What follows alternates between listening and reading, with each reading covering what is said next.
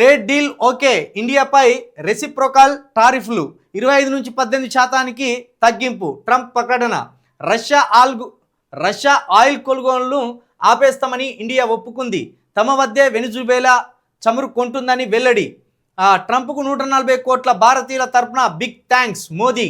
ప్రపంచ శాంతి సుస్థిరత కోసం కలిసి పనిచేస్తామని కామెంట్. భారత్తో ట్రేడ్ డీల్కు అమెరికా అధ్యక్షుడు డొనాల్డ్ ట్రంప్ ఒప్పుకున్నారు. ఇండియాపై ప్రస్తుతం ఉన్న రెసిప్రోకల్ టారిఫ్లను 25% నుంచి 18% తగ్గించాలని నిర్ణయించామని ఆయన తెలిపారు. ఈ విషయాన్ని ట్రంప్ తన ట్రూత్ సోషల్ పోస్ట్ చేశారు. భారత ప్రధాని నరేంద్ర మోదీతో ఉన్న స్నేహం, ఆయనపై ఉన్న గౌరవం కారణంగా ఇండియాతో ట్రేడ్ డీల్కు మేము ఒప్పుకున్నాం. అందుకోసం నాకు రిక్వెస్ట్ చేశారు. ఈ నేపథ్యంలో ఇండియాపై రెసిప్రోకల్ టారిఫ్లను 25% నుంచి 18% తగ్గించాం. అలాగే రష్యా నుంచి చమురు కొనుగోలును ఆపివేయడానికి భారత్ ఒప్పుకుంది. బదులుగా మా దగ్గరే వెనిజువేలా చమురును ఇండియా కొనుగోలు చేస్తుంది అని ట్రంప్ పోస్ట్ చేశారు. మొత్తానికి దారికి వచ్చిందా? ట్రంప్ దారికి వచ్చింది మోడీ గారు. మరి ఏం ప్రమాదం జరుగుతా అనుకున్నాడో, ఇది ఎక్కడి దాకా పోతుంది అనుకున్నాడో కానీ మొత్తానికైతే మోడీ గారు తగ్గిండు. అంటే దీన్ని బట్టి చూస్తా అంటే ట్రంప్ గారు చెప్పిన ప్రతి విషయం నిజం అన్నట్టే, ఇక మోడీ గారు చెప్పిన ప్రతి విషయం అబద్ధం అన్నట్టే. ట్రంప్ గారిని మోడీ గారు బతిలాడుతున్నారు అన్నట్టు. ఇప్పుడు ఏమన్నాడు ట్రంప్ గారు?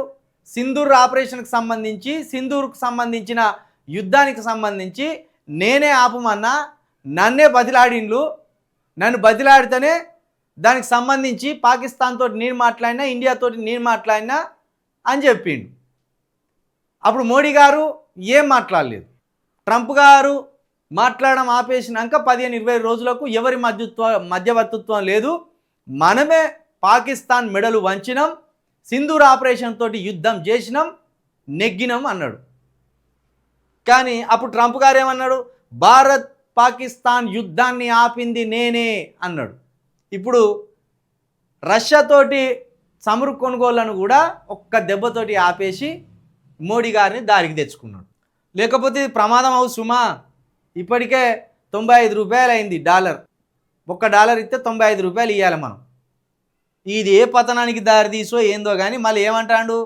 ట్రంప్కు 140 కోట్ల భారతీయుల తరపున బిగ్ థ్యాంక్స్. అంటే మీ బత్తాయిలు కూడా ట్రంప్ గారికి జై కొట్టినట్టేనా? బత్తాయిలు కూడా ట్రంప్ గారికి జై కొట్టినట్టేనా? మేము విశ్వగురువులం, మేము ప్రపంచాన్ని శాసిస్తాం, అఖండ భారత్ను మేము నెలకొల్పుతాం, విశ్వగురు గారు మాకున్నారు అని చెప్పిన బత్తాయిల మీద, బత్తాయిల ఆశల మీద, బత్తాయిల మనోభావాల మీద ఎంత దెబ్బతీసినావు మోడీ గారు. ఇప్పటికైనా అర్థమైందా? ఆధునిక యుగంలో ఒక దేశంతో ఒక దేశం కలిసి పనిచేయాలి, ఒక దేశంతో ఒక దేశం కలిసి నడవాలి, ఒక మతంతో ఒక మతం కలిసి నడవాలి, ఒక కులంతో ఒక కులం కలిసి నడవాలి. ఇక్కడ ఎవరు కూడా గొప్పోళ్ళు కాదు, ఎవరు కూడా తక్కువలు కాదు, అందరం సమానమే. ఒకరు చేయి పట్టుకొని ఒకరు ముందరం నడవవలసిందే. అదే ఈ సమాజం. అందరం కలిసి ఒకరు చేయి ఒకరు పట్టుకొని నడిస్తేనే అభివృద్ధి చెందుతాం. అట్లా కాదు, మా మతం గొప్ప, మీ మతం చెడ్డ అంటే మత యుద్ధాలు వస్తాయి. మా కులం గొప్పది, మీరు తక్కువళ్ళు అంటే కుల యుద్ధాలు వస్తాయి. 140 కోట్ల మంది మాట మన తరపున కూడా మోడీ గారు థ్యాంక్స్ చెప్పిండట. మనం చెప్పకపోయినా ఆయన మా వాళ్ళందరూ నీకు థ్యాంక్స్ చెప్తానులే, 140 కోట్ల మంది నువ్వు గొప్ప పని చేసినావని చేతులు దులుపుకొని వచ్చాడు కథం. ఇది ప్రపంచ శాంతి ఆట. మళ్ళా ప్రపంచ శాంతి సుస్థిరత కోసం కలిసి పనిచేస్తాను. ముందు భారతదేశంలో శాంతి నెలకొల్పు, భారతదేశంలో శాంతి నెలకొల్పు. నిన్న ఎక్కడనో కానీ ముస్లింలకు హిందువులకు మధ్య పంచాయతీ పెట్టేయాలని కొంతమంది బత్తాయిలు వేన్లు. ముస్లింలు హిందువులు ఇద్దరు ఒక్కటే కొట్టుడు కొడుతూ ఒక్కటే ఉరుకుడిగా.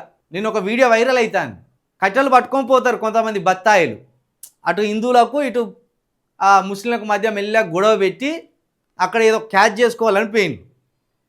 ఆ కట్టెలు గుంజుకొని ఇటు ముస్లింలు హిందువులు ఇద్దరు కలిసి కొట్టిండ్రు బత్తాయిలను. దేశంలో మొత్తానికైతే తిరగబడ్డారు. ముస్లింలకు అర్థమైంది, హిందువులకు అర్థమైంది, మా మధ్య చిచ్చోడు పెడతాండ అనేది వాళ్ళకి అర్థమైంది. మొత్తానికి రష్యాకు హ్యాండ్ ఇచ్చింది ఇండియా.